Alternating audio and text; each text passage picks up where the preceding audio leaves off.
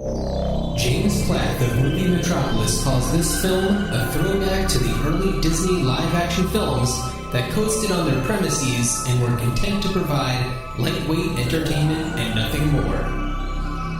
Martin Scribs of Low IQ Canadian said it's the first American movie to explore the link between processed cheese and the need for love. And Letterboxd user Tony Spaghetti warns audiences, don't watch this movie on acid. On this episode of Ruined Childhoods, we are joined by special guest Brian Box Brown to decide the fate of 1995's heavyweights.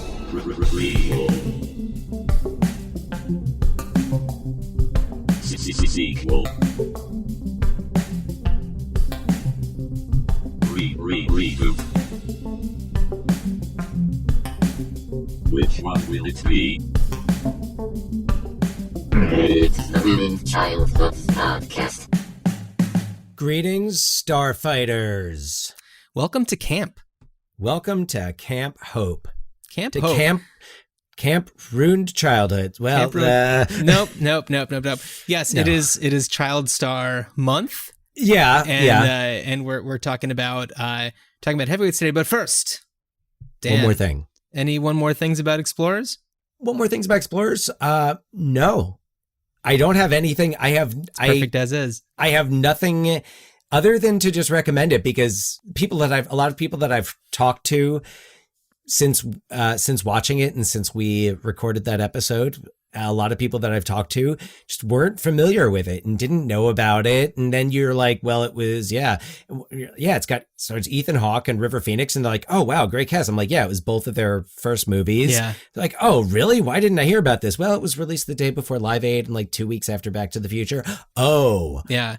So highly recommend just checking. And the Joe Dante filmography in general is just worth, especially I know, right now we're all kind of trying to find exciting ways to make staying home and social distancing fun and exciting. And, it's a great movie night. It's a good family friendly movie, I would say, for ages like 8 and up.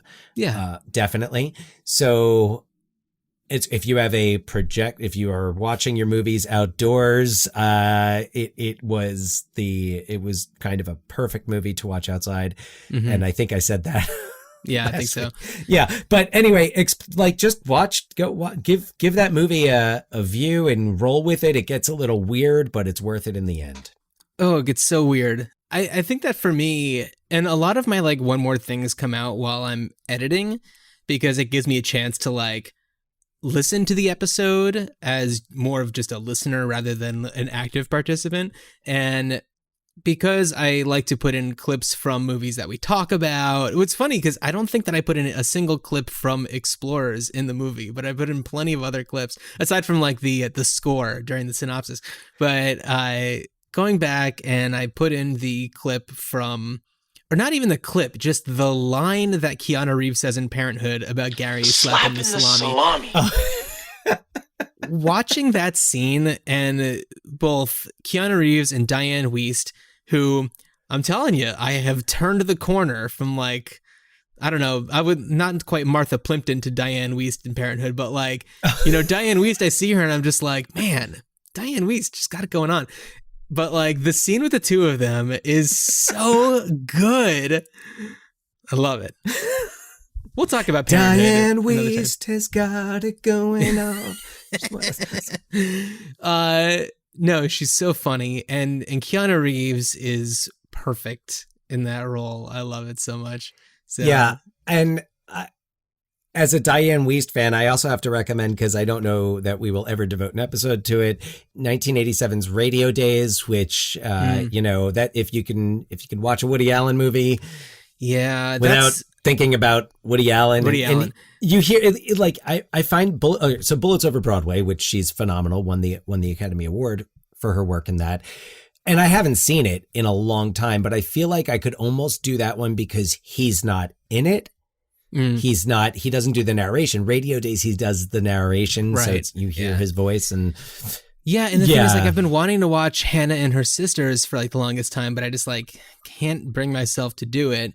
it has so many great performances in it. I mean, as do so many of Woody Allen's films, that, yeah, it's a little tough to watch ones, especially that like he's in. Right.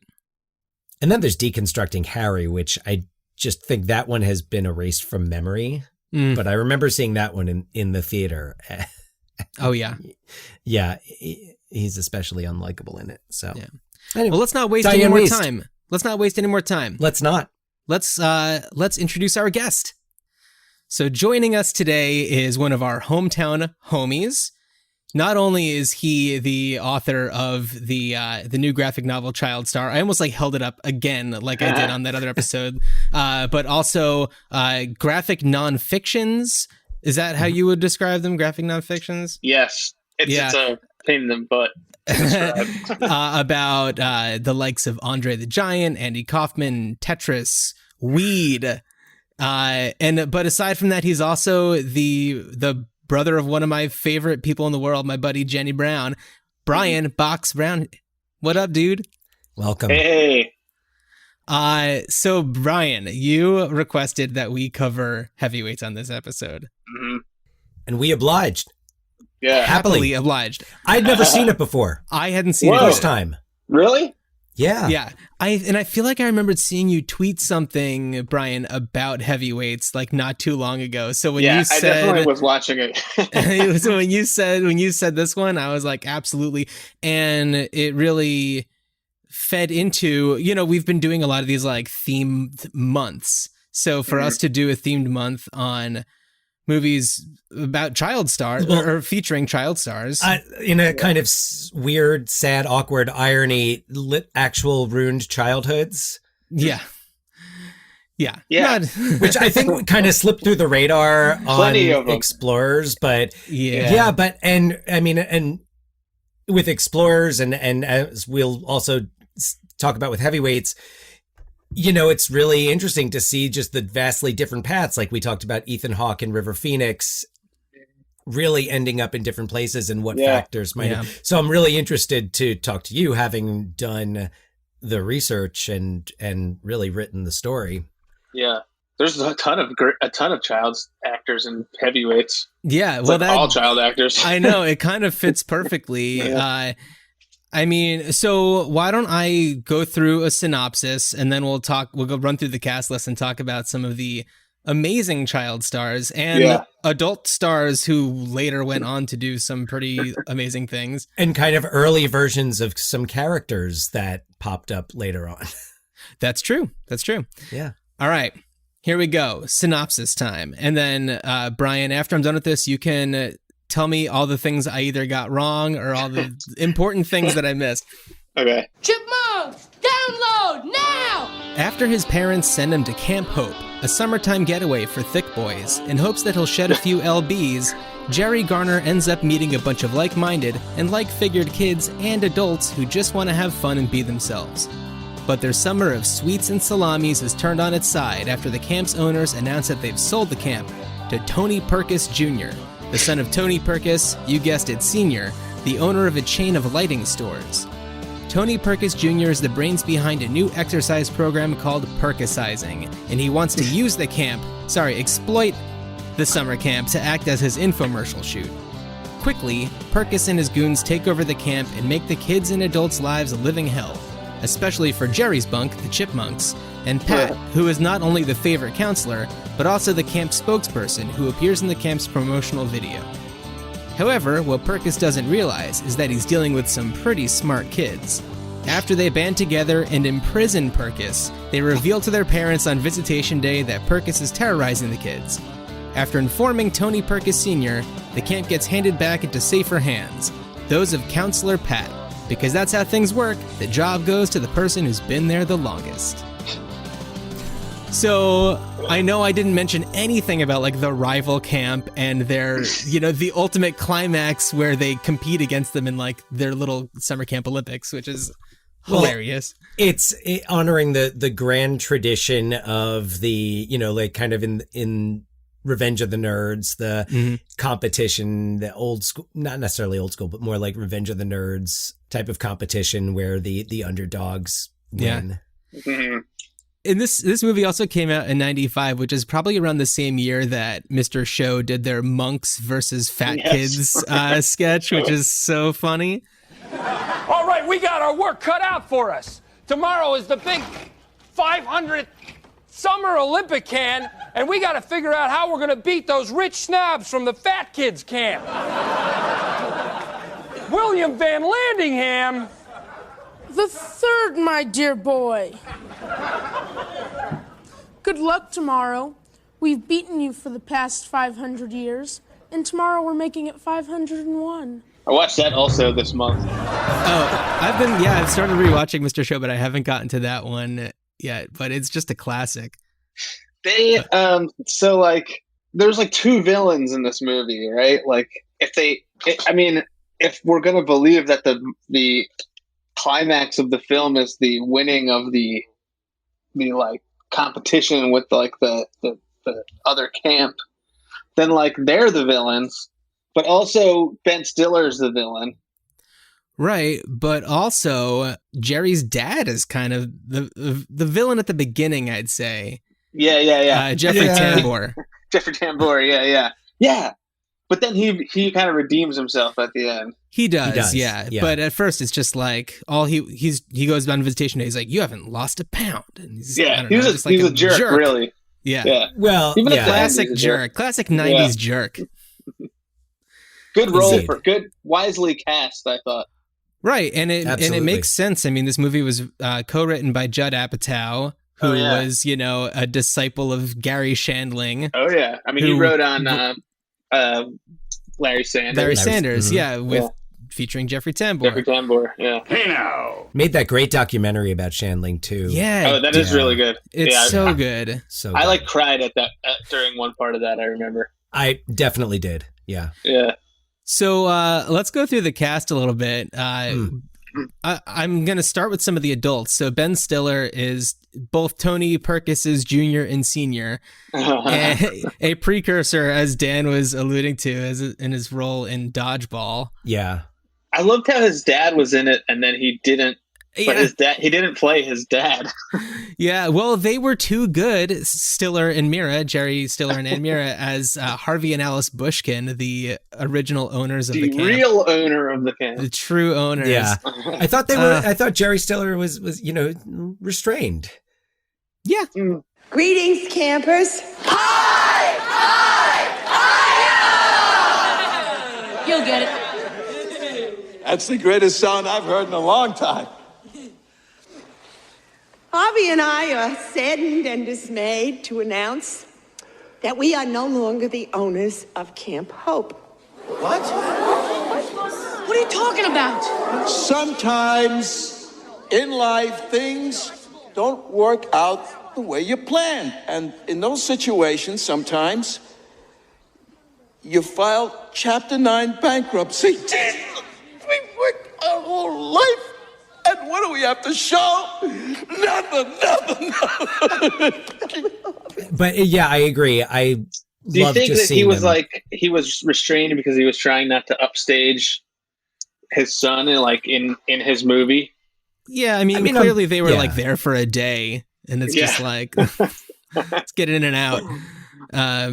We have Tim Blake Nelson is a small character. He goes in to kind of advertise is that a common thing? I mean, like I went to a summer camp. I don't remember somebody coming to our house with a video, especially when like the camp is like states away. Yeah. Yeah. I mean, for a flight.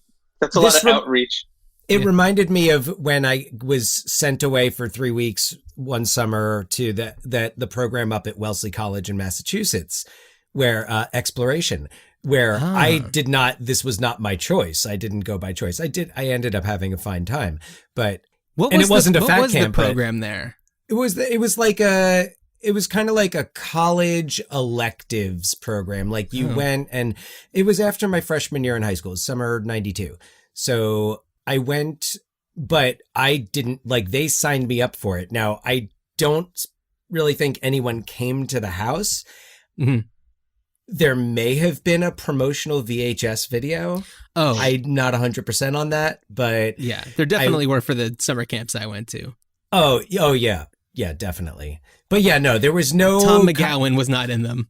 There was no, slightly, sleazy camp salesman coming to the house. Right. Probably, I bet you there was sleazy phone salesman. Probably. Almost definitely. Yeah, we'd have to ask the parents about, well, not like modern day parents, like our parents. Yeah. Clearly we have the internet now. We don't need all that kind of stuff.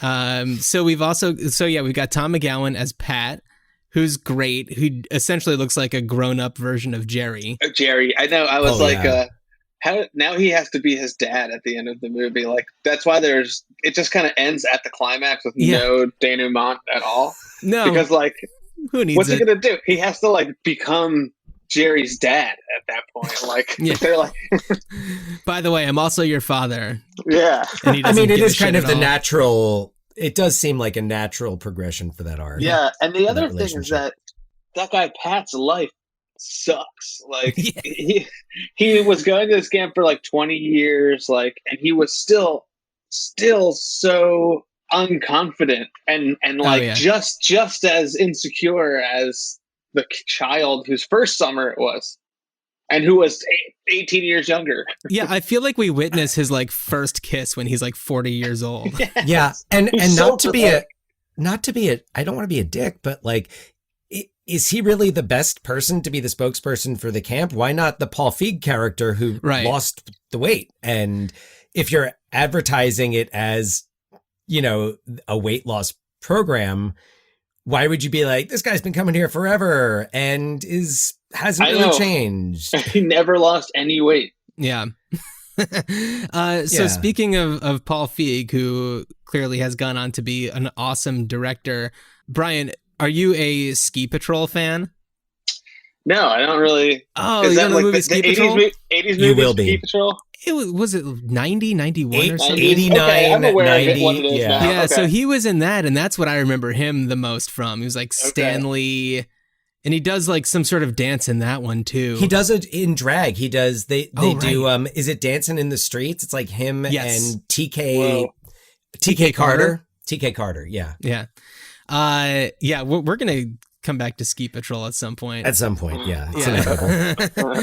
But yeah, Natural Paul progression. Feig, that's what I remember him from, but he was just like the lanky, doofy, funny guy.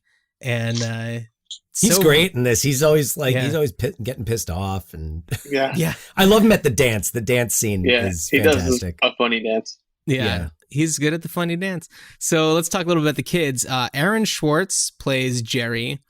And I found an interview with him. There's a lot of interesting things about him. One thing especially is that he was also in The Adventures of Pete and Pete, Hometown Homies. Nice.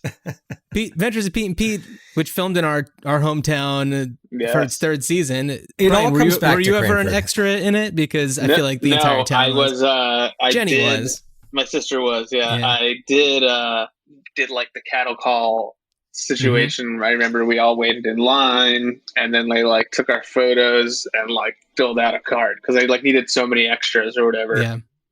Yeah. Dan, were you part of that at all? You were older, so I was in college. I think it was my freshman year in college. I got called for it.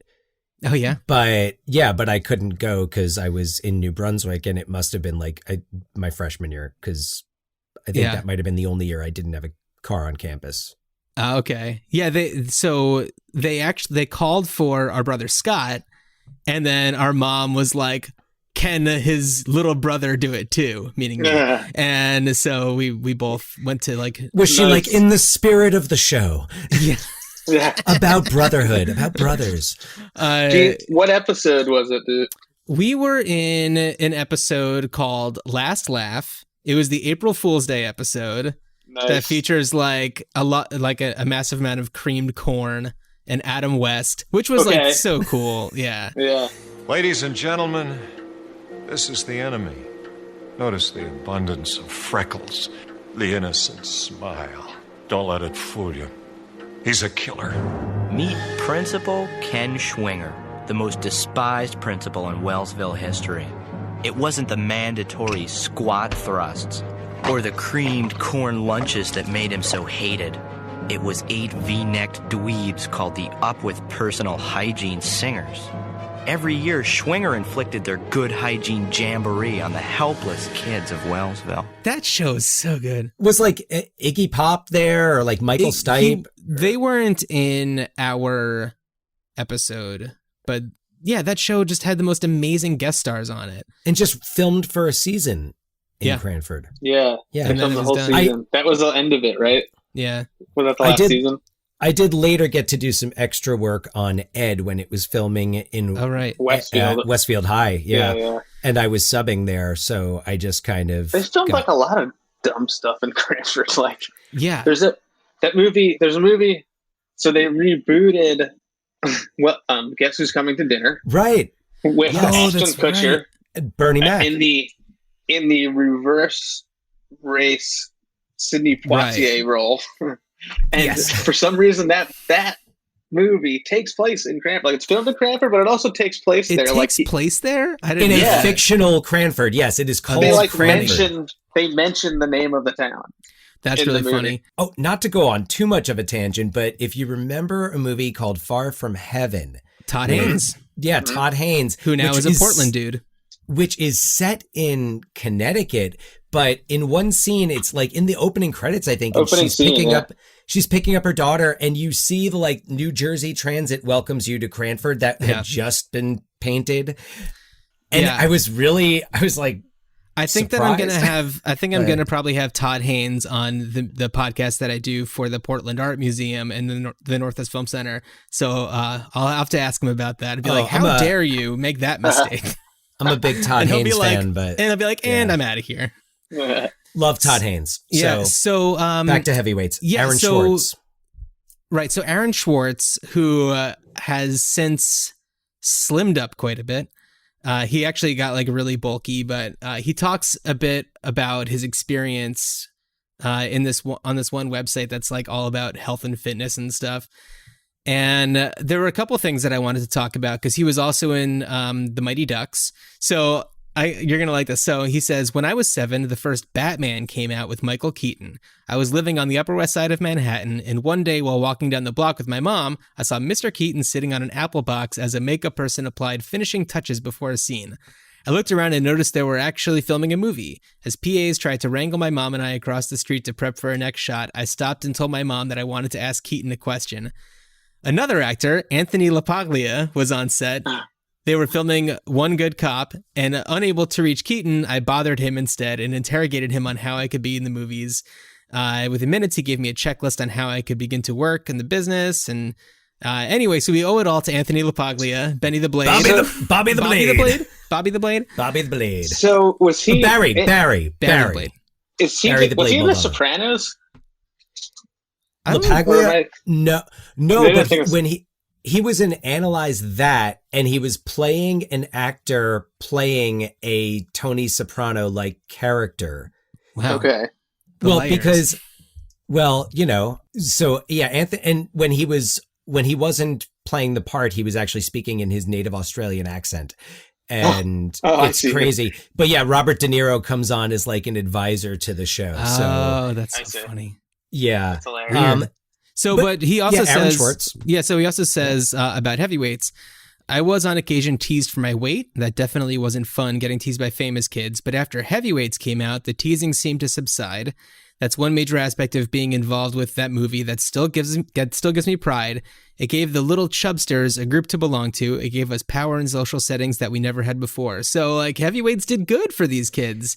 Yeah. Well, and it's like we don't often necessarily first think of, overweight people as a marginalized group in society, but I mean, it's true. And Definitely. There is 1,000%. Yeah. I mean, there's fat phobia for sure. I related a lot to Jerry while I was watching this. The scene where he talks about why he wants so badly to drive the go-kart. Oh yeah. I was watching it and I was just like, that's why I drive fast. I think I said it out loud. I was like, that's why I drive fast, because I was always like the slowest kid in gym class.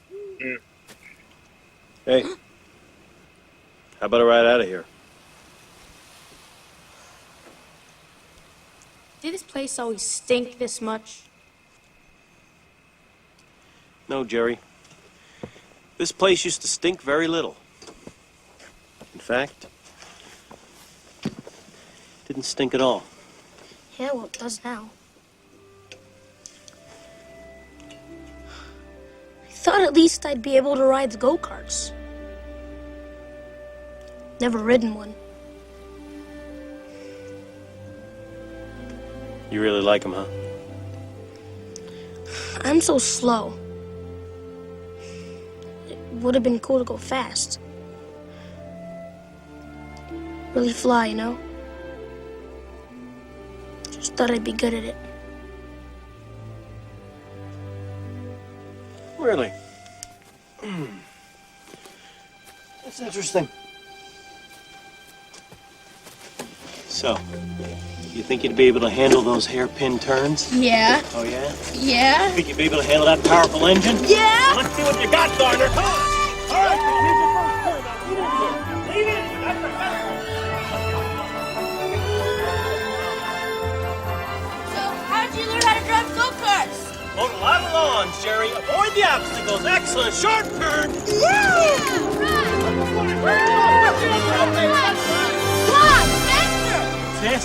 Faster. Yeah. No problem. How are you on your jumps? Huh? These things jump? Jump. They fly, buddy. They fly. Watch out for that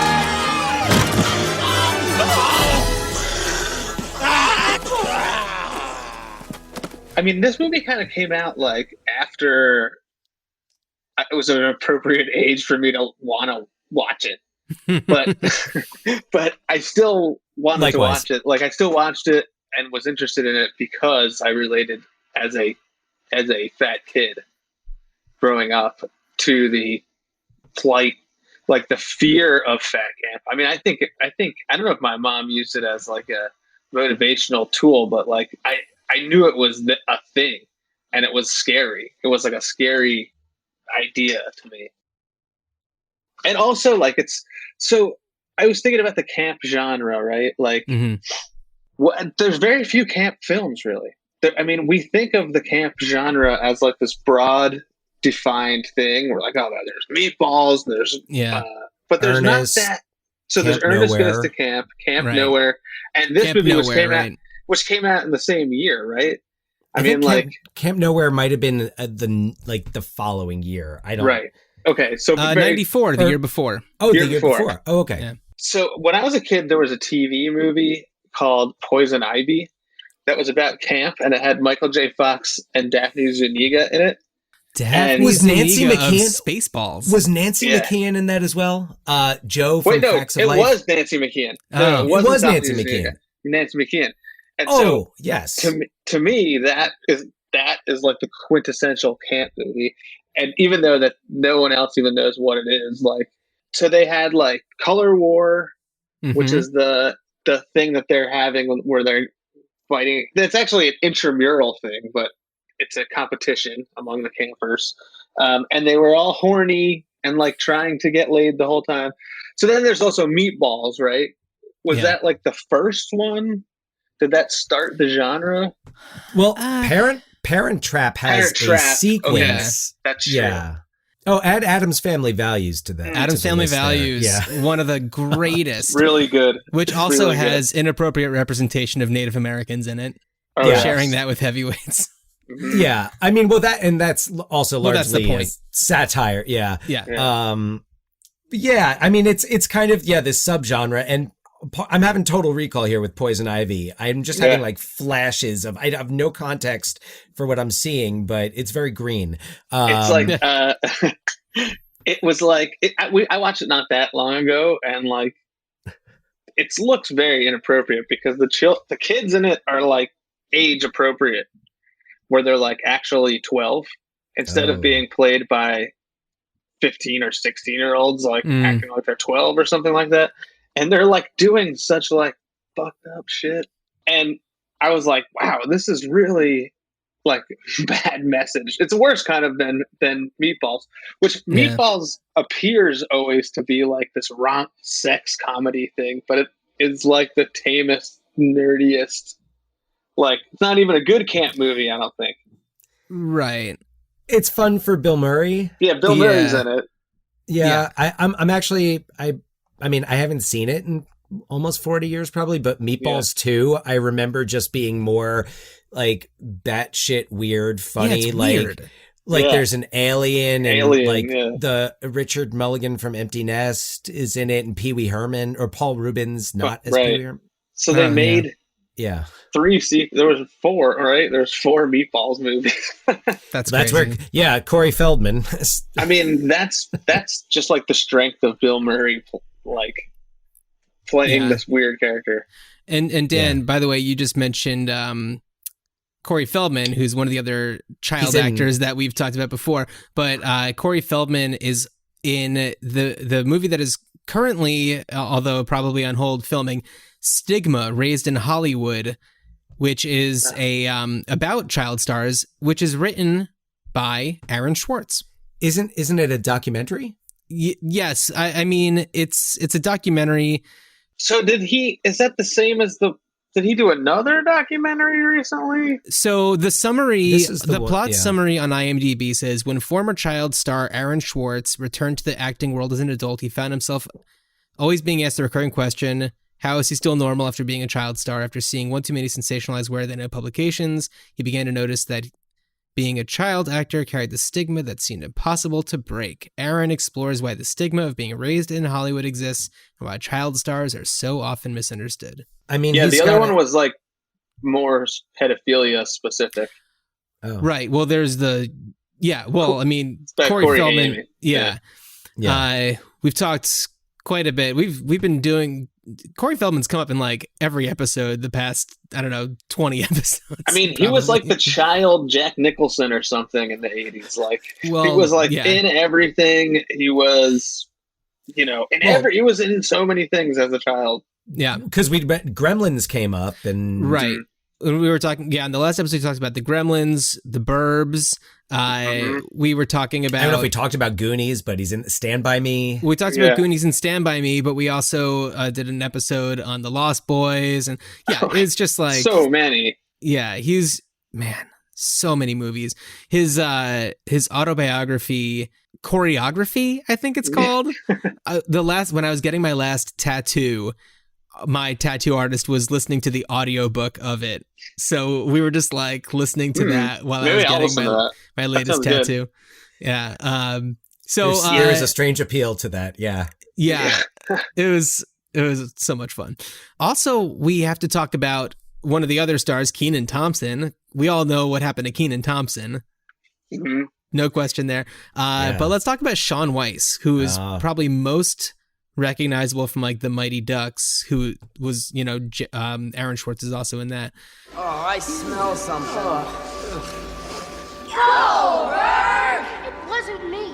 So he is one of the victims of like child star syndrome, basically, who, let's see, the Wikipedia article says, in July 2017, Weiss was sentenced to 150 days in the LA County Jail for petty theft, served just 12 days due to overcrowding. 5 days after his release, he was arrested for possession of a controlled substance, meth, and was sentenced to 90 days in jail. He was arrested the weekend of August 3rd, 2018 for public intoxication. Then he went to rehab, and then he was arrested on suspicion of burglary and being under the influence of meth on January 26th of this year. Yeah. And which is funny because there was an article that came out that was like celebrating his like 170 days of sobriety. So I read that like he turned to meth after like his parents died and went to depression. And it's just like, right. Yeah. But, access to that is probably due to, connections. This kid from New Jersey, Bergen County, I believe. And so he was on Pee-wee's Playhouse as like a 5-year-old. Elvis. Yeah, his name was Elvis. Oh, that's right. Season 1 only, because they filmed season 1 in New York, and they had like these kids that came over, and when they moved to LA in season 2, they had new kids. So, but season 1, it was that kid was one kid, and then the other kid was Natasha Lyonne. No shit. Yeah, and then another, there was a third kid, and then In season 2, one of the kids was a somewhat famous child actor, a girl who was in Curly Sue, like Curly Sue. Allison Porter. Her, yes. Also of Parenthood. And Parenthood, right? Yeah. Yes. But yeah, that kid, and then he was in Almighty Ducks and that, yeah, he was Goldberg in Mighty Ducks, and he's in Freaks and Geeks. Freaks and Geeks, he shows up again. In Freaks and Geeks, yeah. Probably the Apatow Paul Feig connection. Must have been that connection, yeah. And he's so funny, he's so great, and it's just really unfortunate the way that things, had turned out for him. He was kind of like perfect in all of those roles. That he had a charm, he had an ability. He played the roles that he needed to play like perfectly. Kind of, He was exactly what they needed for that role. Yeah, and he's so funny in Heavyweights. He gets like sent off, and he returns and acts like he's been lobotomized. It's so funny.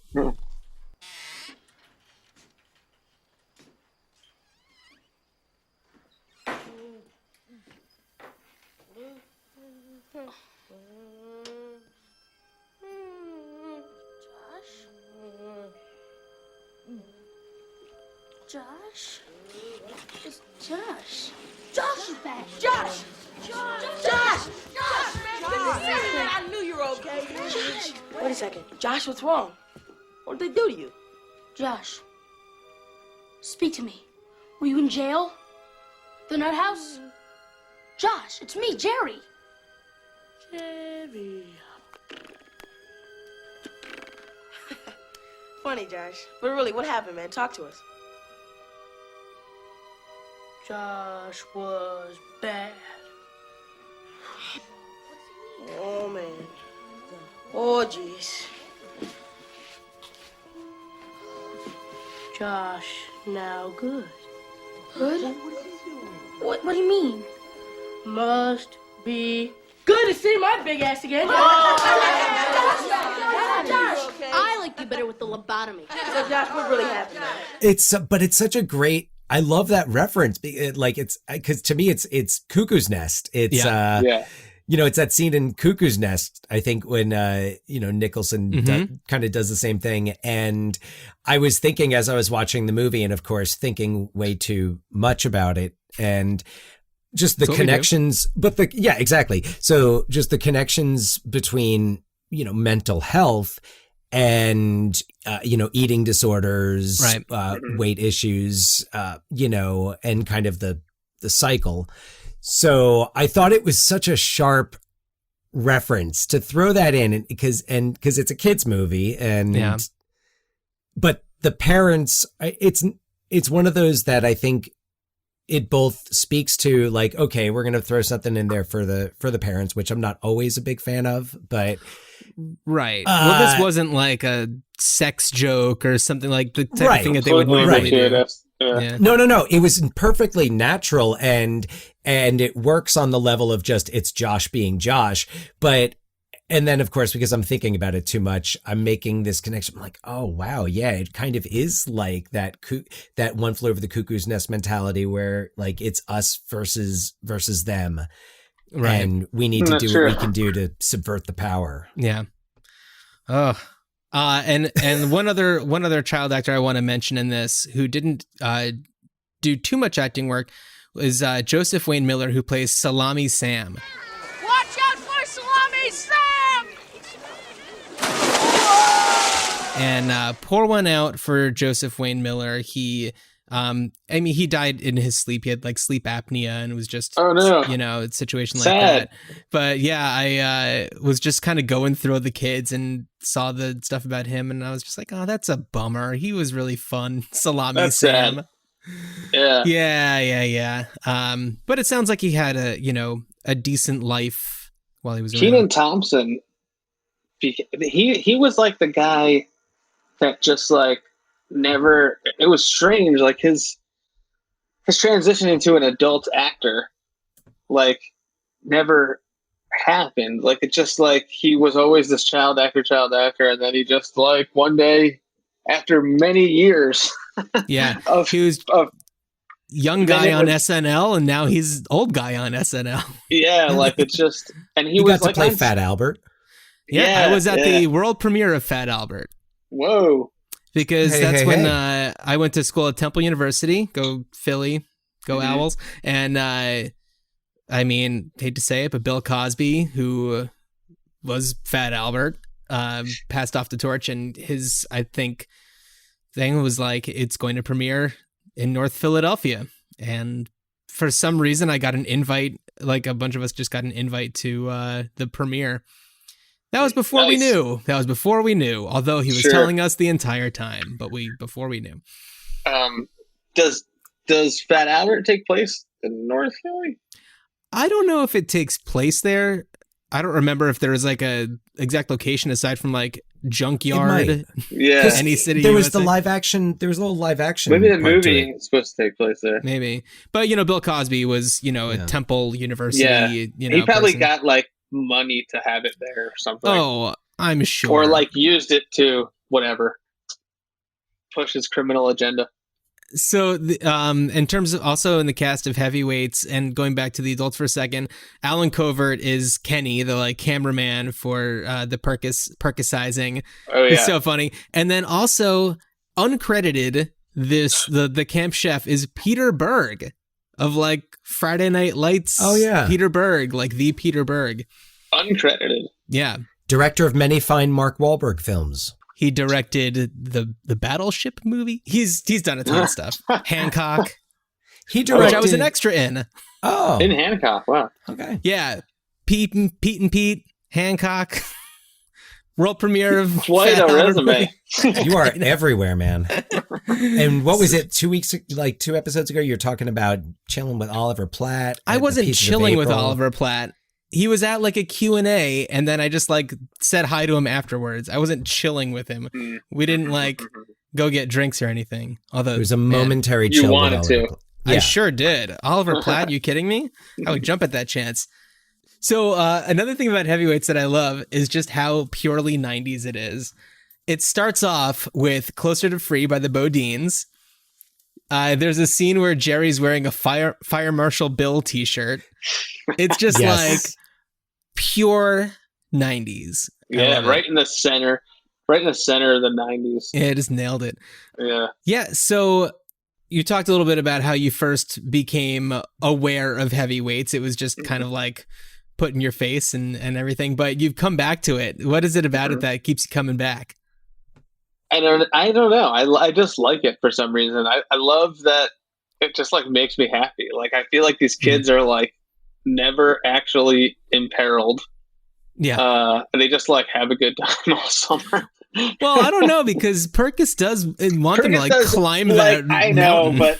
but they're pretty. I he's mean, he's such an inept bad guy. I have to Yeah. give a shout out to one of my favorite lines that made me just like bust out laughing. So there's the scene where he is imprisoned in like the shed or whatever, and it's the parents' day, and like the kid from England is on guard, like watching him because Nicholas. clearly his parents. Oh, Yeah, I Nicholas. love that kid. I love him. Nicholas is great. Is And he the one who then- hooks up at the dance and like when everyone's leaving and he's just still out on the dance floor like hooking up? I don't remember which one that. Why do I I feel like think that was like Nicholas or Salami Sam. Salami. I think it might have been Salami Sam. Might have been But- Salami Sam. So Nicholas is watching him, and Perkis figures out a way, like comes up with a plan to like get out and everything, and he's manipulating Nicholas, and little British kid. And after he like coaxes him over, and he's like, You've been a good guard, Nicholas. Strong and fair. "Your queen would be proud." He was great, and I think that maybe it is the Ben Stiller character that like is so good in it because he's Yeah. like amazing as that like fitness obsessed lunatic. Totally, yeah. Yeah. And it's like clearly he's in great shape, but he uses it for good. Yeah. He knows that he can be funny doing that. Yeah. But anyway, I just love how he says "your queen would be proud." That's so good. How about when like they were doing like like question and answer during the competition, and none of them could name a vice president Oh, yeah. or vice presidents, and the British kid did it.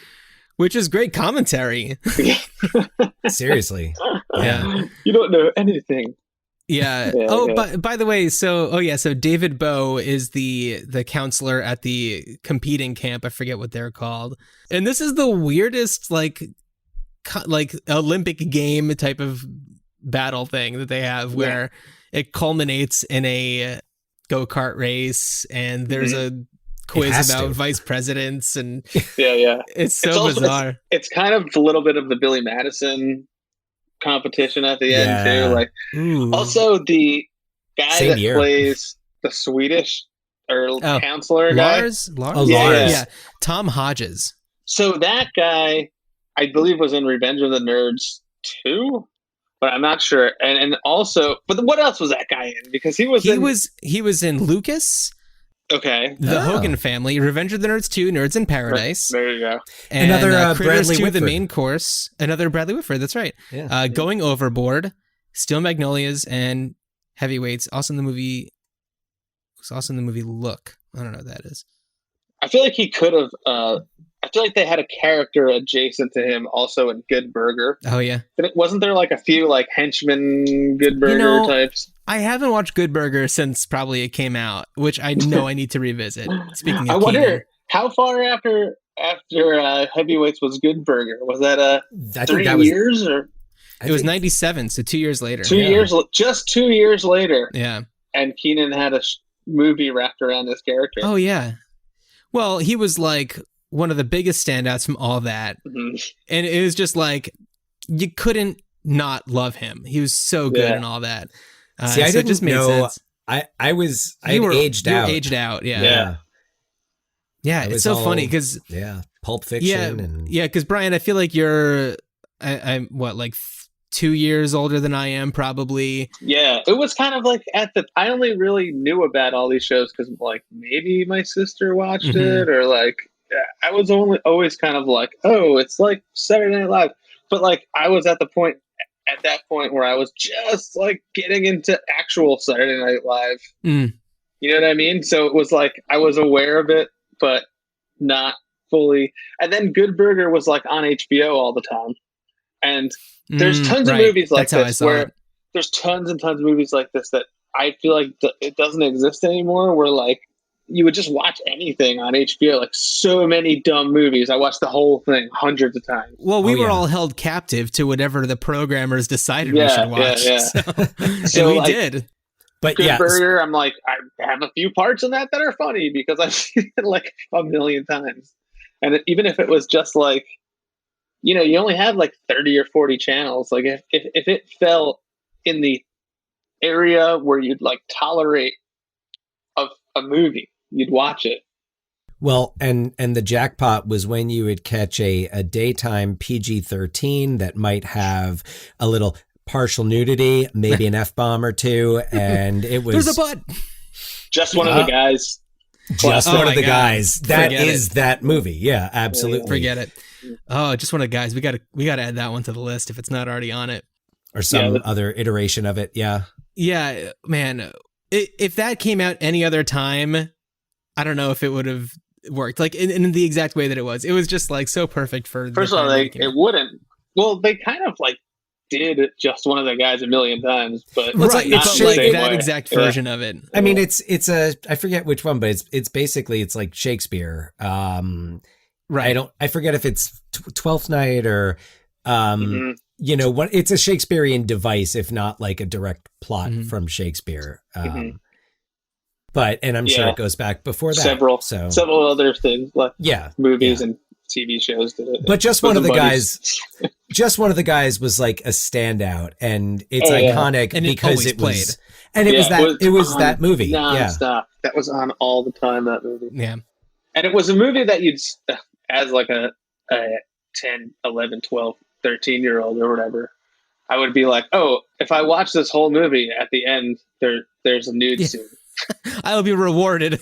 You know when it is, always, because like it's never like, is it before or after the scene? Like, no, it's at the end.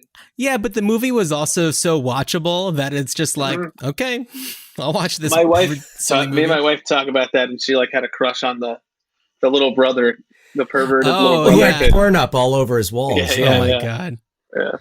What a really special movie that was. So I want to talk about Child Star, but first I want to just so on this podcast we talk about what we would do if we were to bring back a particular movie in some way, shape, or form. Dan, I'll start with you. What do you think we would do with Heavyweights nowadays? Well, it's kind of like we were talking before. The age of the fat camp, I think, has passed. Mm-hmm. So it's what does that become if you're doing it now? Now there's a couple of options that would allow you to do a much more straight up remake of Heavyweights, and of course I'm talking about a musical, because who doesn't? I mean, musicals with kids, and maybe it's just because my daughter Chloe has been listening to Matilda, the Broadway recording of Matilda, nonstop, and I really like that show, but I think Heavyweights as a musical would both be appealing to the nostalgia because, the people who grew up watching these movies are now the people generating this content and making these adaptations happen. So I don't know that I would necessarily go with a film. If I was going to do something else, possibly a series, but I think a Broadway musical. You've got your great, you've already got a big over-the-top cartoonish villain who it's very much like Matilda in that, in Matilda you have the Trunchbull, Miss Trunchbull, and, in Heavyweights, you have that tyrannical adult, and then you have the more, sensitive, caring adults. And I think there's plenty of room in here for some funny songs. Imagine the musical number where they're all pulling the candy out from their beds. Oh my God. And the mattresses. And, just imagine that done, Broadway. So that's my pick. That. That's my pick. Heavyweights musical. I think that's the big fantasy, was part of the fantasy for watching it, was that there's these hidden spaces to fill with candy and junk food and stuff. Yeah. And the scene where they just go crazy and eat everything. Oh, yeah.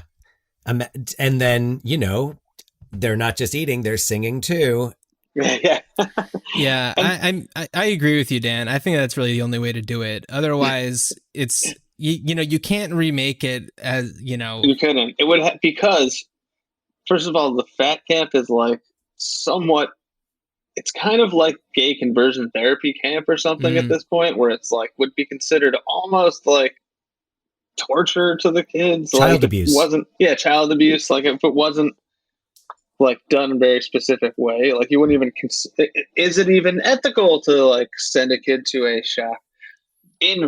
Let me say this is kind of off the topic of how I'd remake this, but I watched a reality TV look at a fat camp from 1997 that was on MTV. Oh, was it on Made or something like that? I forget. It's an hour long. It's on YouTube, and it is wild, dude. I know what you're talking about. It is a wild scene. And that was crazy. But they couldn't do, when they showed the stuff that they were doing, I'm like, they wouldn't do any of this stuff nowadays. It wouldn't be like that at all. And watching so many of these scenes from the perspective of educator, and thinking about just the regulations and what would qualify, and there's a lot of things that will not lose you your job, but there were so many things where I was like, oh my God, if I said that to a kid, I'd be fired the next minute. Yeah. But there was no oversight. Oh yeah. Well, exactly. Yeah. It was a different time. Yeah. So the only thing that I was thinking, so the movie starts where Jerry's at school, and it's the last day of school, and he's getting picked on by some kids, and he has one friend who's wearing a Mean People Suck shirt, which, first of all, it's the 90s. Hello. And I would maybe want to see what happened to that kid that summer. Maybe that kid goes off to some other kind of that camp. Kid got laid a lot. Is he super skinny, the other kid? I think so. I don't remember him that well. All I remember is the Mean People Suck shirt, and I was just that's right, we got the Bodines playing. This is perfect. This movie reminded me also a lot of the movie, there was another movie from the 90s with heavy kid. Was like Angus. It reminded me a lot of Angus. How do we know like exact? Okay, you could have been talking about any movie, by the way. Angus. Yeah, it was that movie with that Green Day song. Oh, Angus. Yeah. So that was another one that I caught a million times because it was like on our. It was when I was in college, and it was like on our TV channel that they showed like 6 movies the whole month. So you saw them all like 100 times. And so that was one of them. We like watched it a million times, and we were like, it's stupid as hell. I mean, it's like this. Like same old dumb stuff, but we saw it 100 times. I don't know how I remember this. Did you go to school in Scranton? Yeah. How did I know that? Yeah. I don't know. Good memory. Yeah, weird. I'm trying to remember that movie, and I remember seeing with him like sitting on the roof, and there's George C. Scott. Yeah, George C. Scott was his grandfather. It's a weird movie. It wasn't like it might have been George C. Scott's last movie. Might have oh, been. really? Man, what a Yeah. legacy. So, any other thoughts about how we would kick heavyweights back into the present day? I don't know if you could do heavyweight, Yeah. but I mean, maybe you could do it as a period piece. Ooh. In that way, you could poke fun at all of the like you could why don't you get kids go play in those rapids over there, or like jump off this cliff or whatever. Like I think like it would be like Action Park or something where it's just like they don't care at all. They would just let the kids do whatever, and it would be ridiculous in that way. Did you guys see the like Action Park movie that came out like a year or two ago? The Johnny Adventure Knoxville? Park? Johnny Knoxville's in it. I didn't see that. I never saw it. Yeah, I didn't see it, but I think there's also a documentary about it. There's for sure. That I haven't it's seen definitely yet, like a but- book. Yeah. Yeah. New Jersey's crazy, man. Yeah, that was wild. Like that was a very unsafe place for everyone We never went. involved. Yeah, I don't think we ever went. I asked to go because they had commercials, but they were like, I remember the little. commercials. Oh yeah. Yeah. Remember the commercials. But so yeah, you brought up like the period piece, and it's just bringing me back to different ways, different things you can do with the musical. What a wonderful way to bring in so many 90s styles. I am picturing a boy band. I'm picturing all these kids doing like New Dancing Kids on with the chairs. Block, Color Me Bad type thing. It would be like what's that? Justin In Sync. Yeah. So anyway, now I really want this to happen. So Okay, well, let's start Great. writing it. Once we can do so. Yeah, by the time we can have theater again, You'll it'll be finish done. it. So So let's talk a little bit about Child Star. I loved it. I breezed through it in like a day. It's I couldn't put it down. And so my background is in like nonfiction television, and this reads like you're watching a documentary. Mm-hmm. And some of the details that you have in there are so perfect. The guy who's vaping, or just like the cutaway shots that you will include as panels are just so perfect. I loved like all those little touches. So thank you for that. Thanks. Yeah, and I really liked the author's note at the end. I thought that was my really publisher was wanted me to put in a note at the end about it. It wasn't my idea, but I was like, all right. Oh, I liked it. Yeah. I connected to that, like reading. I have yet to read the book, but because my copy is en route, and John shared with me the just the author's note, and I connected to that sense of like how we watched these kids grow up, and we watched their lives, and we almost wanted their lives, and we wanted the simplicity of those lives, and feeling that almost that envy, like, oh man, like, geez, I wish I was in the Hogan family. Yeah. Well, too bad you never ran into Anthony LaPaglia on the street. He would have told you how to do it. I mean, missed opportunities. I would copy stuff I saw on TV all the time, like say the same jokes, or like try to like somehow maneuver myself into the same situations, like all kinds of stuff. Yeah.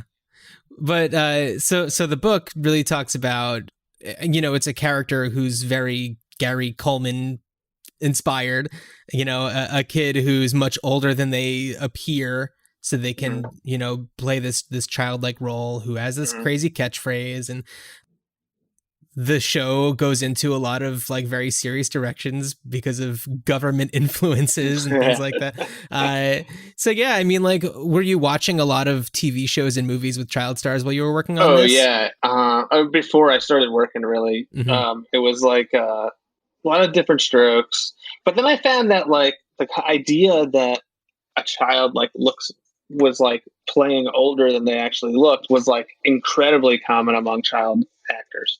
You had Emmanuel Lewis and Gary Coleman, but also like even Macaulay Culkin was like 40 pounds underweight when he was playing in Home Alone.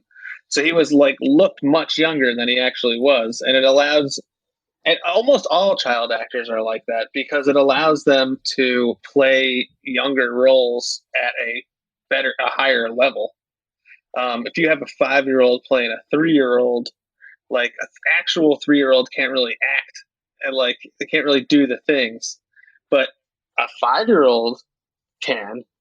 And so I think a lot that happens. That's like supremely common among child actors is to look young. Yeah. Brian, you and I both have 3-year-olds. They can't act for shit. Yeah. No, there's no way. Just wait till they turn 6. But Dan, Chloe, forget it. Chloe is always on. Like, one of the things that I've started saying to her is like, we don't need the show right now. Yeah, talk about being captive by programming. Anytime we FaceTime with her and she starts busting into a song, we know we're stuck for a few minutes. Oh yeah, it's hilarious because she'll go, sometimes you have to get a little bit naughty. It's so like just the lyrics between the words she makes up, the words that she kind of gets, and then the words that she just will scream at you. So Brian, another thing I wanted to talk to you about, and we didn't just have you on just to praise you about this kind of stuff, but I love the attention to detail in some of your pages where it's like the TV guide listings. Oh yeah. And it's like, that brought me back so hard where it's just like, that is exact. Did you like have TV guide in front of you and just like copy that? Yeah, so I had a bunch of TV guides. Oh my God. And one of the things I did in the book a bunch was like, I wanted it to appear to be like a real thing. And so one of the things, I had read this comic called The Art of Charlie Chan Hak Chai by Sonny Liu. And in that book, he like makes a fake history about his real grandfather. And it's a comic, but it also has like, it almost looks like a textbook. There's real photographs and stuff like that. And it makes it really feel like a real thing. And so I was like trying to do that. Like I did the lunchbox was like a real thing. And then I like got into like making actual objects for a while. Like, oh, that's cool. So because I wanted it to, I called them artifacts. Like I wanted to have like real artifacts from the thing. No, yeah, and it really helps the book, I think. I don't know, keep it really visually interesting because it's not what you expect, because every page you're going to find something really crazy. Like another one is this page that's the Variety magazine, and I wanted to point out this one because Dan, this would take place in 1985 what this Variety page is, and the number one movie in the box office is Police Academy 3 Back to Work. So, and then there's like a whole article about how Police Academy is going to have one more movie and how they're like, we'll probably just have a bunch more too. And I love it because, as we know, awesome. Yeah. So, and also, awesome. Brian, a project that Dan and I are slowly working on is a limited podcast series called Podlease Academy that is about the Police Academy movies, but also is designed to raise awareness of police brutality and police wrongdoings, and provides and points out how the Police Academy movies have some pretty solid examples of progressive and effective policing. It's true. Citizens on Patrol, baby. Those movies were there's no other special series like that where it was they're just their own genre. Yeah, it is. It's like its own genre of film. They are kind of like the camp, like they're kind of like those summer camp movies where you've got like a bunch of misfits and then you've just got like one ensemble cast. Yeah. Yeah, and talking about Revenge of the Nerds too. Going back to Ski Patrol, also, Ski Patrol is the police academy on the slopes, and so it's just like you just take the same types of people and put them into their different situations, and magic happens, baby. Every time. Yeah. So Brian, the only other one that I think ties into stuff that we've talked about before is your Andre the Giant book, which we've only touched on him in our Princess Bride episode, really, I think. Right, Dan? Yeah, I mean, I don't know. It's quite possible I would have brought up Andre in other... Yeah, I love... pour a big one out for Andre the Giant. I know, no kidding. You got to pour out like 40 for Andre. Just keep pouring. Yeah. No, I mean... Yeah, researching that must have been fun. It was like how I got. It kind of like stemmed from these like type of interviews that they started doing in the late 90s and early 2000s, where they would interview old pro wrestlers to go through their whole career out of character, where they would tell all the behind the scenes stuff, and I became like obsessed. Shoot interviews, yeah. So I became obsessed with those for a while, and it eventually became the Andre the Giant book, because like I'd watched like, probably 20 of them, and like all of them, they talk about Andre. The Iron Sheik shoot videos are probably my favorite. Are they coherent at all? Enough. It's coherent enough where you can get enough out. It's like, oh geez, he's talking to effing someone in the ass. I don't know what he's... Oh, Danny Hodge? What? Danny Hodge. Yeah. But yeah, I as a wrestling fan, I particularly have been interested in the stories about Andre. And I thought later on that I should have done an episode of this TV show in Child Star where Andre was a guest star. I should have drawn that. It would have been so good. Your crossover. Well, and I feel like a lot of people would have probably, like how Vader was on Boy Meets World. Yeah, it would have made sense entirely, because like Andre was in a ton of shows for one thing. Yeah, right. Not so much in the 80s, but a lot in the 70s. And like in that variety page, there's like they say that there was a guest star, a wrestling guest star, but it was Sergeant Slaughter. Oh, but he just like references it. I never like actually show the episode. No, but I just instantly flashed back to seeing episodes of Boy Meets World and Vader playing, I forget the character's he played a wrestler. Father. Yeah. Right. Andre was in an episode of a French Canadian sitcom in the 80s that's not really well known because French Canadian, and every joke is like just about how he's huge. Like he sits on the one side of the couch, and like the other person's on the other side, and it's just like, and he like goes flying in the air. I'm imagining him going, "What happened?" Yeah. It's really cheesy, but I was like, I should have done that because I knew about it for a while. Like I could have totally made that one of the shows Owen Eugene is in. Yeah, but I probably bet that all the time you think about things that you could have put in. And, as soon as the book is over, as soon as it comes out, I'm like, damn, I should have done this. I should have done this. I should have done that. Yeah. Well, I loved it. I thought it was great, Andre or not. But yeah.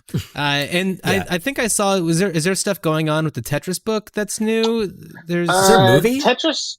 So there is a Tetris movie coming out, but has nothing to do with my book. So there's, I think, 2 Tetris projects, because I think there's like a British company making a Tetris like movie about like the history of Tetris, but there's definitely also a project where it's like Tetris pieces are aliens falling from space. Oh, so like Battleship. Yeah. Like I think there's definitely somebody trying to do something like Battleship. Oh my God! Well. Didn't they learn their lesson from the movie Battleship? Anything that has idea. Anything that has like a native fan base, they could make it into a movie. I don't know if I didn't know Battleship did, but well, since we're talking about Battleship so much on this episode, I want to talk about one thing that happens. Well, so one thing that happens in Battleship several times within like a minute. So there's a little montage sequence of all of the like the young whatever Navy people that are, you know, in their battleships, and they bring on the like elders, the old retired war hero people from like the Navy and Marines and stuff, and they're on these battleships, and there's this montage of them like getting the ships ready to fight against the aliens. And within this like minute and a half montage, they say, "Let's rock and roll," like 30 times. You know, when you were talking about the like the veterans coming on board, I just imagine them saluting a very old General Milton Bradley, and as a nudge, wink, wink. Of course. I also think there's a lot of potential for a Hungry Hippos movie where it's like giant hungry hippos and they're just devouring cities. And got to get The Rock in there. Absolutely, yeah. As long as it has The Rock. Yeah, right? 4 giant hippos and The Rock, and we're good. So Brian, what is going on with Tetris? Because I saw you posting something. Did it get released in a different language or something? Oh yeah, the Brazilian edition came out finally. Cool. So what happened? It was supposed to come out in like April or something, and I was supposed to go to Brazil to like do all these events, but that obviously got canceled. And then so they sent me all these book plates to sign. And I signed like 1,000 book plates and mailed them back to Brazil. And it took since April till now. They finally just got it. Wow. It was in customs like the whole time. That's crazy. So yeah, the Brazilian edition of Tetris is out from Mino Editions. Well, to all of our listeners in Brazil, you know what you're doing. It's also out in English. But it has been for a long time. So we were just talking about video games. Let's talk about what we're going to do on our next episode, Dan. Yeah, so for our next episode, we are perhaps the quintessential video game movie, 1989's The Wizard. Yeah. Not a movie based on a video game, but a movie starring Nintendo. And Fred Savage and Christian Slater and Bo Bridges, Jenny Lewis, quite a cast. Yeah, I'm really excited. Jackie Vincent, Rain Man, Child, yeah. So and we were talking about Boy Meets World. We've got a Savage. We've got Fred. That's right. So we've got a Savage, and we're going to be joined by another hometown homie, Jeff Rubin. Oh, nice. Yeah. Yes. So excited about that. Brian, before we hang it up, is there anything you wanted to mention before we get going? No, just check out my Twitter at Box Brown and Instagram, and check out Child Star and my other books and stuff, and that's all. Is there another artist or series of books or anything that you would like to promote that's not anything you're dealing with? Maybe just something you're a big fan of? Just something that I'm interested in? Yeah. Let me think. What have I been doing lately? Not too much. Oh, well, let me just promote, I don't know, this website, this YouTube channel I've been watching a lot of lately called Defunct Land. And it's about a lot of old Disney stuff and a lot of just old amusement parks. And it just gives you these histories of different amusement parks and stuff. Cool. But I find them interesting. Right on. Dan, anything you want to talk about before we get going? Just I will share that I have been watching the Netflix documentary series Fear City, almost said Fun City, but Fear City, about New York City's and the FBI's attempt to bring down the mafia during the 1970s and 1980s. It is fascinating. I'm hooked into it. It's like real life Goodfellas and The Godfather, but 10 times crazier. Cool. So just something totally different and unrelated to anything that we've talked about today. Yeah. Other than The Sopranos. So yeah, right. Check it out. Fear City on Netflix. Yeah. And I just want to recommend that everyone check out a double feature of just one of the guys in Battleship. Why not? I can't comment on Battleship, but just one of the guys is a fantastic 80s movie. It's classic. Yeah, so turn on your HBO at 3 p.m. today and see what, as we used to say, what rocks on the H. What rocks on the H? I had a total recall of that being said at one point. So okay. Yeah. So Brian, we close out our episodes with a classic line from the Masters of the Universe feature film, Good Journey. Good journey. Good journey. All right, guys, let's sing the inspiring Camp Hope song. What do you say? Come on, here we go. Camp Hope, we sing to thee. Come on, guys, sing the greatest camp in history. A place for boys all safe. Tim, that song's boring. Sing something cool. You want to hear something cool? Okay, cats, let's rock it.